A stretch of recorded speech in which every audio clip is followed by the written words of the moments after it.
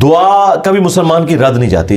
مسند احمد میں حدیث ہے کہ مسلمان کی دعا کبھی بھی رد نہیں جاتی, یہ ذہن میں رکھیے گا. ٹھیک ہے. نبی علیہ السلام فرمایا کہ وہ 3 طرح سے قبول ہوتی ہے, یا جو کچھ مانگا وہ مل جائے گا, یا اس کے بدلے کوئی بہتر نعم البدل مل جائے گا, کوئی مصیبت بھی ٹال سکتی ہے, اور اگر یہ نہ ہوا تو وہ تمہاری دعا قیامت کے دن کے لیے سٹور کر دی جائے گی, تمہیں اجر ملے گا.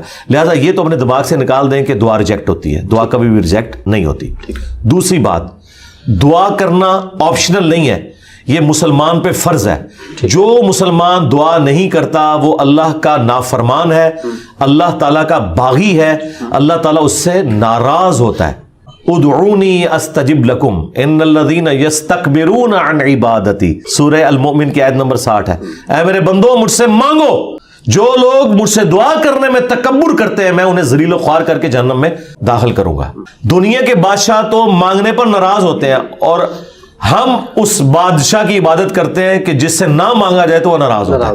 یہ ضروری ہے. جامعہ ترمذی میں حدیث ہے, نبی علیہ السلام نے فرمایا کہ جو چاہتا ہے نا کہ مشکل اور پریشانی میں اس کی دعا قبول ہو, اسے چاہیے کہ جب حالات فیوریبل ہوں اس وقت بھی اللہ کو یاد کرے. ہاں, دعا سے اپنے آپ کو بے نیاز نہیں کرنا. ٹھیک ہے. پھر دیکھیں سورہ البقرہ کی 186 آیت مشہور, وَإِذَا سَأَلَكَ عِبَادِي عَنِّي فَإِنِّي قَرِيبٌ أُجِيبُ الدَّعْوَةَ الدَّاعِ إِذَا دَعَانِ. اے نبی صلی اللہ علیہ وآلہ وسلم, جب میرے بندے آپ سے میرے بارے میں پوچھیں تو آپ فرمائیں میں تمہارے بالکل قریب ہوں, ہر پکارنے والے کی پکار کو سنتا ہوں, لیکن فَلْيَسْتَجِيبُوا لِي, ان کو بھی تو چاہیے کہ میرا حکم مانے, وَلْيُؤْمِنُوا بِي, اور مجھ پر ایمان لائیں, لَعَلَّهُمْ يَرْشُدُونَ, تاکہ یہ کامیاب ہو سکیں. تو یہ ون وے ٹریفک نہیں میرے بھائی, یہ دونوں طرف سے. اس طرح نہیں ہوگا کہ آپ نافرمانیوں کی زندگی گزاریں اور پھر آپ باغیوں والی زندگی گزاریں اور پھر دوستیاں بھی نمانے کی کوشش کریں. پھر دعا کا ایک پروٹوکول ہے. جامعہ ترمذی میں حدیث ہے, نبی علیہ السلام بیٹھے تھے, سیدنا ابوبکر سیدنا عمر بیٹھے تھے, ایک شخص آیا, اس نے نماز پڑھی اور ڈائریکٹ اللہ سے مانگنا شروع کر دیا. نبی علیہ السلام نے فرمایا سائل نے جلدی کی.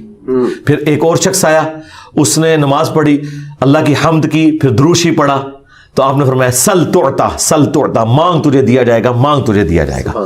اور دوسرے بندے کو آپ نے بلا کے کہا کہ جب دعا کرو پہلے اللہ کی حمد کرو, پھر دروشی پڑھو, پھر اللہ سے مانگو. اور نماز میں دیکھیں پہلے ہم اللہ کی حمد کرتے ہیں, التحیات للہ والصلوات والطیبات, پھر سلام عرض کرتے ہیں, اس کے بعد دروشی پڑھتے ہیں, اور اینڈ پہ دعا. یہ پروٹوکول ہے دعا کا, یہ طریقہ ہے دعا کرنے کا. آپ نے دعا اس طریقے سے اللہ کے حضور پیش کرنی ہے تو دعائیں اللہ تعالیٰ قبول فرمانے والا ہے. اور بعض اوقات انسان یہ چاہتا ہے کہ جو میں مانگ رہا ہوں نا یہی مجھے مل جائے. یہ سب سے بڑی انسان کی کمزوری ہے. میں اپنی زندگی میں کئی ایسی دعائیں جانتا ہوں جو میں آج کہتا ہوں کہ شکر ہے وہ قبول نہیں ہوئی, اور اس وقت اگر آپ مجھے پوچھتے تو میں کہتا کہ میری زندگی کی سب سے بڑی خواہش یہ ہے. میں نے خلاف کعبہ 2002 میں پکڑ کے دعا کی تھی کہ اے اللہ مجھے بریلوی مارنا, بجائے یہ کہنے کے کہ مسلمان مارنا, میں ایک فرقے کے لیے دعا کر رہا تھا. شکر ہے یا اللہ قبول نہیں کی تھی, تیری مہربانی. آندہ بھی کوئی دعا قبول نہ آئے تھے, اسی میں بہتری ہے جو قرآن میں ہے نا. جس چیز سے تم کراہت محسوس کر رہے ہوتے ہو عین ممکن ہے اس میں تمہارے لیے خیر چھپی بھی ہو. اللہ جانتا ہے, تم نہیں جانتے. بعض اوقات انسان کسی چیز میں کراہت محسوس کر رہا ہے, اس میں خیر چھپی ہوئی ہے, اور جس چیز کو محبت کی نظر سے دیکھ رہا ہے اس میں اس کے لیے شر چھپا ہوا ہے. اس کو ڈاکٹر ذاکر نائک نے بڑی مثال پیاری دی تھی کہ آپ کا امریکہ میں کوئی بزنس ہو اور آپ نے فلائٹ سے پہنچنا ہو, میٹنگ ہو آپ کی, اور وہ میٹنگ آپ اٹینڈ کریں تو آپ کو کروڑوں کا بزنس ملنے والا ہے, اور اگر رہ جائے تو آپ کا اتنا نقصان ہو جائے گا سارے بزنس مین کے لیے. آپ جیسے ہی ٹریفک کے لیٹ ہونے کی وجہ سے ایئرپورٹ پہنچے اور آپ کو پتا چلے کہ وہ جہاز اڑ گیا ہے جس میں آپ نے جانا تھا, تو آپ کہیں گے میری زندگی کی سب سے بری خبر تھی جو میں نے سنی. اور اسی گاڑی میں واپس آتے ہوئے آپ کو خبر ملے کہ وہ جہاز کریش کر گیا, تو آپ کہیں گے وہ میری زندگی کی سب سے بہترین خبر تھی جو میں نے اس وقت سنی تھی, شکر ہے میں نہیں بیٹھا اس میں. ایک ہی خبر تھوڑی دیر پہلے زندگی کی بدترین خبر تھی, اور اگلے لمحے وہ سب سے اچھی. اچھا, اس چیز کو اللہ نے قرآن میں حضرت موسیٰ اور خضر کے واقعے میں سمجھایا ہے, جس میں وہ ایک بچے کی گردن مروڑ دیتے ہیں. وہ یہ نہیں ہے کہ یہاں کو پیر بچوں کی گردنیں مروڑیں گے, وہ فرشتہ تھا, وہ حضرت اسرائیل والا کام کر رہا تھا, اس کو اللہ تعالیٰ نے اتنی عمر بچے کو دینی تھی. لیکن اس کے جواب میں انہوں نے کیا کہا کہ تمہارے رب نے ارادہ کیا کہ اس سے بہتر اولاد انہیں دے, کیونکہ اس اولاد نے ذلیل کروانا تھا ماں باپ کو. تو مسئلہ تقدیر سمجھایا گیا نا کہ اگر کوئی تکلیف پہنچتی ہے تو آپ کو نہیں پتا. اور واصف علی واصف صاحب کہتے ہیں میں ایک دفعہ داتا دربار بیٹھا ہوا تھا, ایک بندہ دعا کر رہا تھا یا اللہ جو 25 سال پہلے میں نے دعا مانگی تھی وہ واپس لے لے, یہی وہ ریپیٹ کر رہا تھا. تو میں نے اسے بعد میں پوچھا کہ یہ آپ کیا بات کر رہے ہیں, تو کہنے لگا میری بیٹیاں ہی تھیں، ساری اچھی نکلی ہیں، لیکن میری تسلی نہیں ہوتی تھی. 25 سال پہلے میں نے ایک بیٹا مانگا رو رو کے، کتنی منتوں سے مرادوں سے، اور وہ چرس اور ہیروئن کے نشے میں پڑ گیا تو گھر کا سارا سامان اس نے بیچ دیا. تو بڑا بہتر کیا تھا اللہ نے جو مجھے بیٹا نہیں دیا ہوا تھا، تو یا اللہ وہ دعا واپس لے لے. ٹھیک ہے، اس لیے آپ نے اپنے معاملات کو ذرا دیکھ کے بھی چلنا ہوتا ہے، لیکن دعا ضرور مانگیں. اللہ تعالیٰ کے بارے میں پیسیمسٹک نہ ہو، آپٹیمسٹک. نبی الاسلام کی حدیث ہے بخاری مسلم میں کہ کبھی یوں بھی دعا نہیں کرنی کہ اگر یا اللہ تو چاہے، اگر مگر نہیں، پورے پیشن سے مانگیں، صحیح دعا مانگیں. اور مسلم شریف میں حدیث ہے نبی الاسلام کے ایک صحابی اتنے بیمار ہوئے کہ وہ ہڈیوں کا پنجر بن گئے. نبی الاسلام ان کی عادت کرنے گئے. آپ نے کہا کہ تو اللہ سے کیا مانگتا ہے یہ جو تیری حالت ہوئی ہوئی ہے؟ تو انہوں نے کہا یا رسول اللہ میں اللہ سے ایک ہی دعا مانگتا ہوں کہ اے اللہ جو تو نے مجھے آخرت میں عذاب دینا ہے نا، دنیا میں ہی دے لے.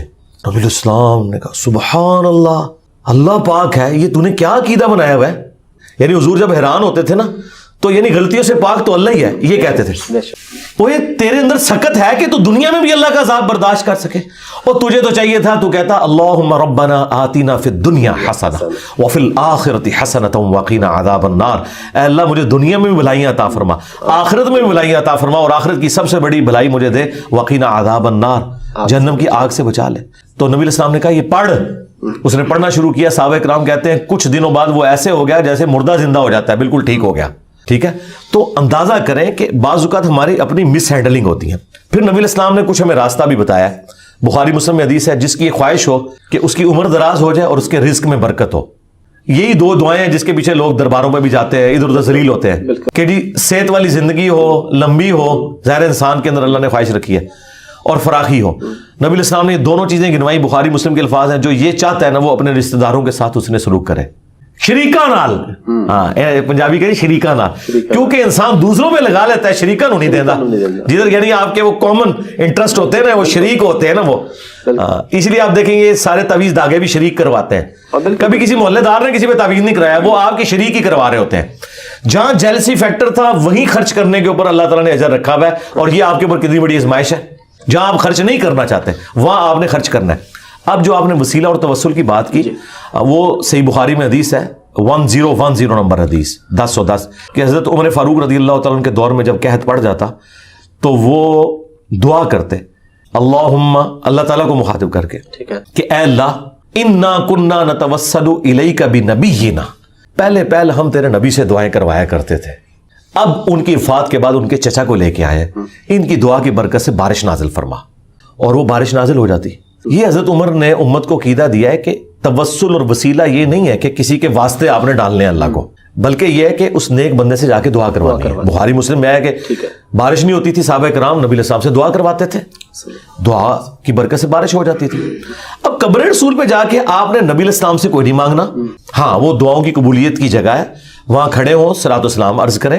4 کتابوں میں موجود ہے، المصنف ابن ابی شیبہ میں، سنن کبری البیہقی میں، الموطأ امام مالک میں، فضل الصلاۃ علی النبی کے اندر کہ صحابہ کرام اور خصوصاً ابن عمر کے بارے میں کہ مسجد نبوی میں وہ آتے، پہلے سفر پہ جاتے یا واپس آتے، پہلے مسجد نبوی میں 2 نفل پڑھتے اور قبر رسول پر آ کے عرض کرتے السلام علیک یا رسول اللہ، السلام علیک یا ابا بکر، السلام علیک یا عمر. ایک روایت میں السلام علیک یا ابتا، میرے باپ آپ پر سلام ہو. تو یہ صحابہ کرام کا طریقہ تھا قبر رسول پہ حاضر ہونا، وہاں کھڑے ہو کر اللہ سے دعا مانگنی ہے. آپ نے کسی یعنی بزرگ سے یا پیغمبر سے ڈائریکٹ نہیں مانگنی اور نہ واسطے ڈالنے ہیں. دیکھیں قرآن میں 40 کے قریب دعائیں آئی ہیں، سب ربنا کے ساتھ ہیں، کوئی وسیلے واسطے نہیں ہے اس میں. مجھے نہیں سمجھ آتی آپ وسیلے واسطے سے بھی آگے جا کے ڈائریکٹ بزرگوں کو پکارتے ہیں، یا علی مدد کہتے ہیں، یا شیخ عبد القادر جیلانی مدد کہتے ہیں.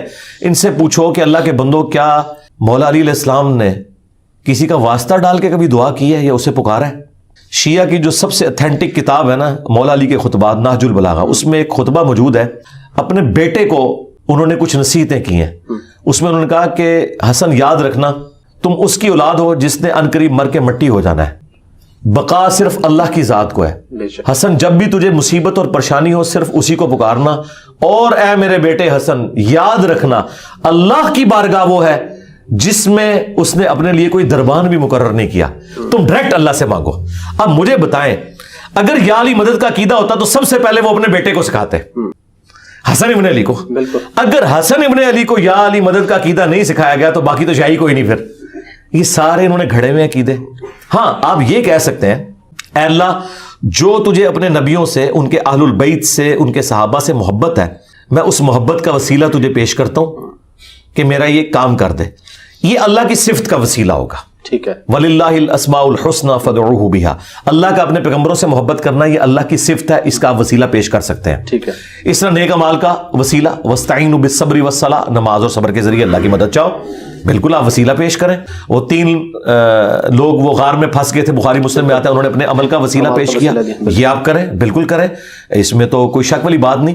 لیکن یہ جو واسطے ڈالنا فلانے دا صدقہ، یہ کوئی ثابت نہیں میرے بھائی. اس طرح کی کوئی روایت اصول محدثین کے اوپر صحیح نہیں ہے جی.